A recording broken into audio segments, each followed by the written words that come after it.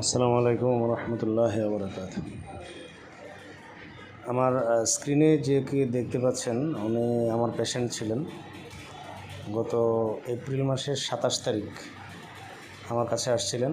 অনেক জন্ডিস ছিল, প্লাস পেটে অনেক পানি ছিল, পেটটা অনেক উঁচা ছিল, অনেক উঁচা, মানে শ্বাস নিতে কষ্ট হতো। কোনো শার্ট ওনার গায়ে লাগতো না, বোতাম টোতাম লাগাইতে পারতেন না উনি। তো আমার কাছে গেঞ্জি পরনে এনে আসছিলেন। ঢাকা মেডিকেল, পিজি হাসপাতাল, এদিকে অনেক ঘোরাঘুরি করছেন, অনেক দৌড়াদৌড়ি করছেন।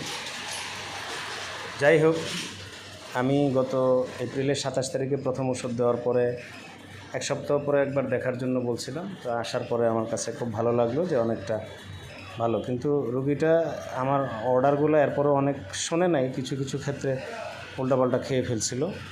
যাই হোক, এরপরেও আজকে এই 1.5 মাসের মাথায় এসে মোটামুটি বেশ ভালো, অনেক সুস্থ আছে এখন, অন্য কোনো সমস্যায় আমি দেখতেছি না, আলহামদুলিল্লাহ।